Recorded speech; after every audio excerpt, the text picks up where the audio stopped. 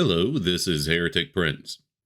HellDivers2 released a patch, which caused some discussion and disagreement within the community. Namely, some saying, buffs, not nerfs. And I will admit, I was in that chorus. One of the more controversial changes was with the Railgun, which states here in the patch notes, decreased armor penetration in safe mode, decreased damage against durable enemy parts. And so ArrowHead has released a statement regarding these changes and the philosophy behind them. And I thought it would be fair to read those thoughts here. Now, in spite of being in dark mode, this screen is bright white, so I'll most likely cover it with gameplay. The person introduced in these comments is Patrick Lasota, sorry if I'm mispronouncing that, who was the designer on the first HellDivers and is currently the head of product testing at ArrowHead. He states that he's responsible for listening to feedback and balancing the game. And this blog is with the intention of talking about the changes they made with the patch and why. Primary weapons. First, I'd like to speak to the general power of primary weapons. Many have commented that they aren't powerful enough and are unable to deal with all the enemies either by the amount of ammunition required or the raw DPS. This is very much intentional. You need to rely on your stratagems and the stratagems of your team to deal with all the enemies effectively. Some of your loadout or team should be tailoring their loadout to killing the weaker stuff more efficiently. This doesn't mean that your primary weapon shouldn't feel good to use, but please understand that it is your primary only in the sense that it's something you'll always spawn with. Now for me, I admit this is something I have talked to about with the people I play with. When all of us are dropping down with loadouts that are meant to take down the big boys, we quickly found ourselves getting swarmed by all the small ones. And so I would like to discuss more with them how to balance that out. Who will be responsible for ad clearing or taking care of the small fries? The next section is called Nerfs and Fantasy. I have since the game's release seen many who say, don't nerf, only buff, and other similar ideas. However, as a designer, I can tell you this is not a great idea, but I understand where the sentiment comes from. All too often in the games industry, the core fantasy and what makes the weapon feel good and fun is ignored for the sake of balance. I believe players are scared of nerfs because it will ruin the fantasy of the weapon. It is extra important to us to tread carefully so that we don't ruin fantasy and fun when we do nerfs. We hope you, our players, will tell us when we cross that line inadvertently. Now, I might have chose some different words here. I certainly don't think players would appreciate being called afraid, but I think that was the best word possibly he could find at the time.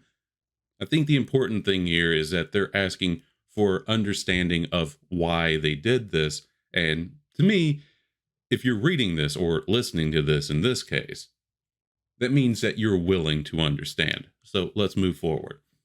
The SG-225 breaker.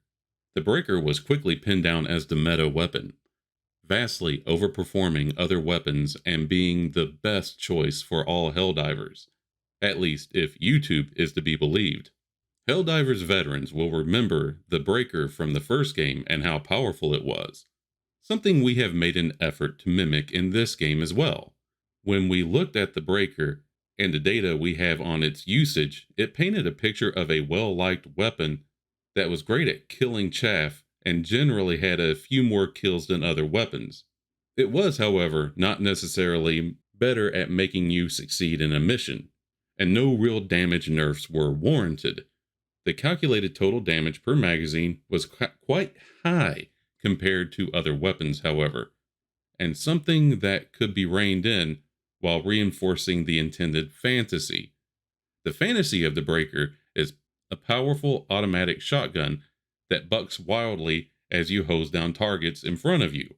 It should be deadly up close with high DPS, and its major drawback should be ammunition management and pacing your fire so as not to overshoot a target. To that end, we have lowered the amount of shells in each magazine and increased its recoil. So essentially, it's keeping its power. You just have to be careful with how you use it. As for the Shotgun 8 Punisher, the Punisher is a powerful pump shotgun that should hit hard, but be limited by its slow reload and fire rate. Its rounds reload allows you to have it constantly topped up and makes the ammunition efficiency fantastic. Unfortunately, the Punisher had a bug with only half ammo being picked up each time you picked up ammunition, making its supposed great ammunition economy quite poor instead.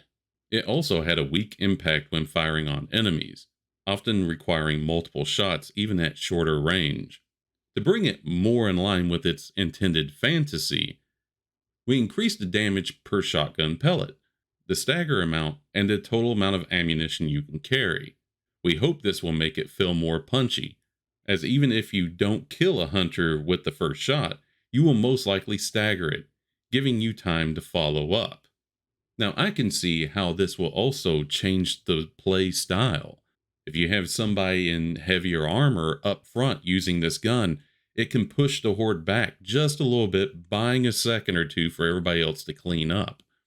For the next section, they talk about the shotgun 225 SP Breaker Spray and Pray, saying that it was intended to be an even wilder, more point and destroy version of the regular breaker, something where pacing yourself would be even harder. The shotgun would require you to get closer, but in comparison have a higher damage potential once up close. But many players commented that it just wasn't doing enough damage, comparing it to tickling anything larger than a scavenger. So to bring it more in line with what they want it to be, they increased the armor penetration. Its fire rate was changed from 300 RPM to 330 RPM. It can now hold 16 shells, up from 12. However, the magazine capacity was dropped from 32 to 26. And this was done so it doesn't outshine the breaker in the ammunition economy department, which of course makes sense. Everything's a trade-off. You don't want one weapon just being completely and objectively better than another, even though that does happen in this game.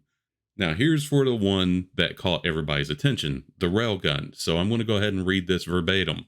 Another one of the current meta weapons enforced by its convenience and efficiency. The Railgun is really intended to be a high-powered anti-tank sniper rifle, requiring both timing with the unsafe fire mode and accuracy with where you hit the enemy. It was vastly overperforming in how safe it was to use and how convenient it was, not requiring a backpack or assistance to be effective, and not requiring risk to take out even larger armored targets. To that end, we have changed it so that the safe mode is capable of penetrating medium armor, such as automaton scout walkers, but not more heavily armored enemies like chargers or bile titans. For those targets, you must now run it in unsafe mode and overcharge it. In addition, we reined in the Railgun's ability to damage massive body parts, meaning to get any real efficiency out of it, you must score hits on the head and other weak points. We are aware it rose to prominence as part of other anti-tank weapons not being as convenient or efficient in comparison. We are monitoring the situation closely and will adjust more based on how this changes play out.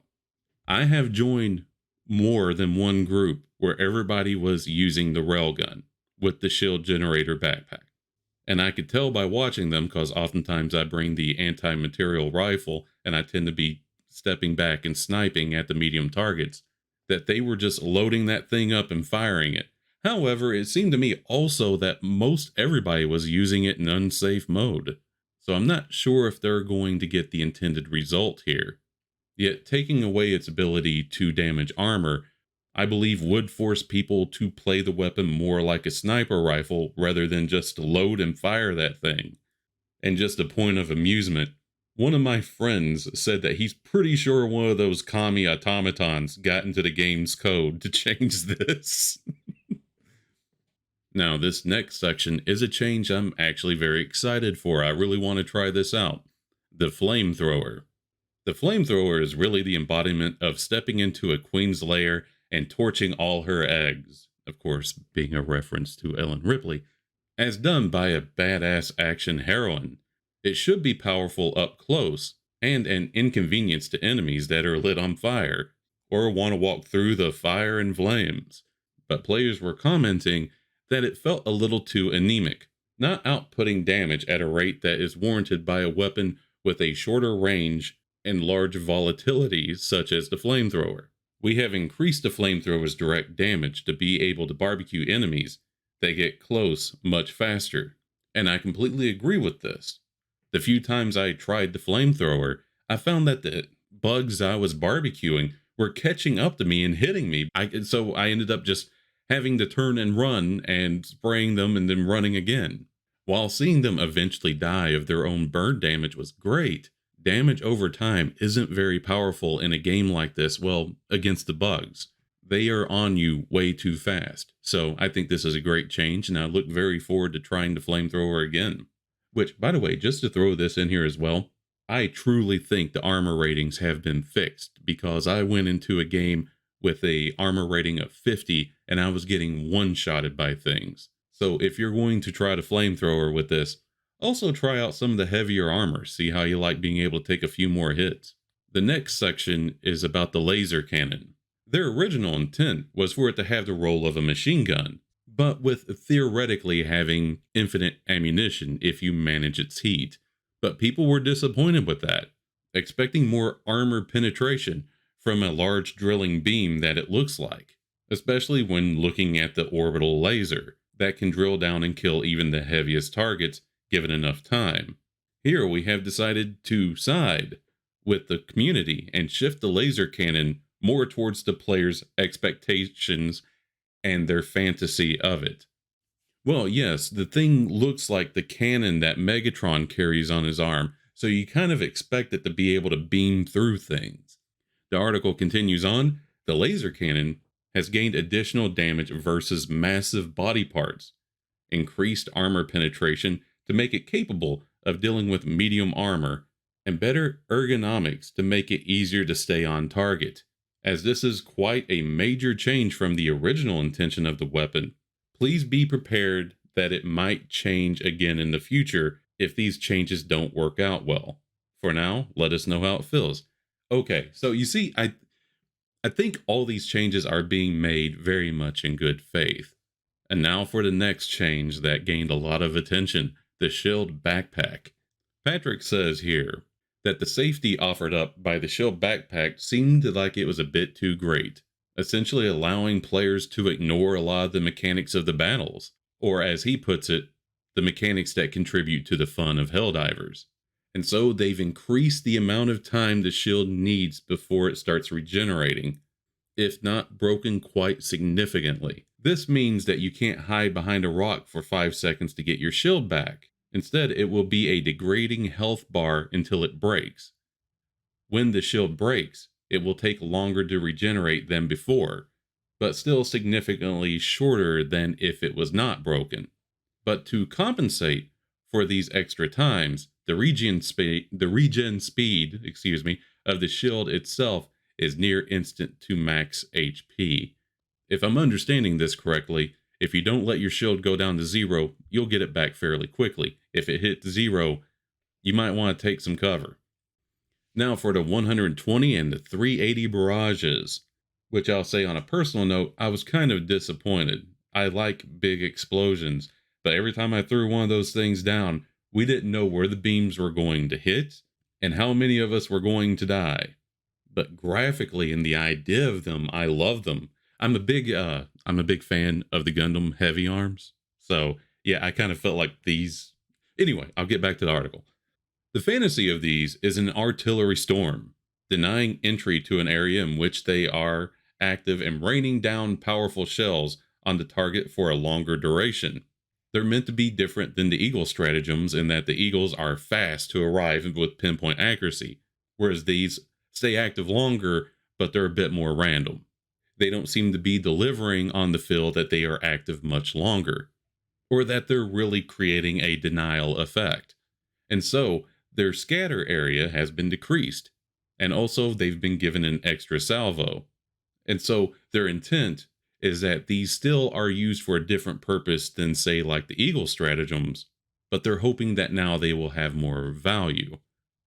And just another comment, or really a question for me, is exactly what do they mean by another salvo? Does that just mean one more beam comes down? Or an extra pack of beams? If anybody knows the real answer to that, please let me know in the comments. And in closing, he says, I hope this gives you a greater insight into how we are thinking around the balance and why we make the changes we have. Happy helldiving. Now, in spite of how people may feel about the changes, you might like them, you might love them, you might hate them. I think we can all agree that the transparency here is refreshing. That's why I chose to read this. There doesn't seem to be any kind of alternative motive here. It's not like, oh, we're going to nerf a bunch of things, but then if you pay real world money, you can get the original version or something like that. No, they seem to be honestly just trying to balance the game around the struggle they want you to have. They want the game to be difficult. I don't think that they like the idea of people blowing through higher difficulties with weapons that seem to be making it a bit too easy. And it takes a lot for me to say that, because the game is not easy for me. I get my butt kicked on the regular. Not great at games, but I love games. What can I say? And so that ends the blog post in regards to the latest patch. Would you like to know more? If so, feel free to subscribe and hit that little bell so you know next time one of these reports is uploaded to your comm link. Thank you for listening. This is Heretic Prince, signing out.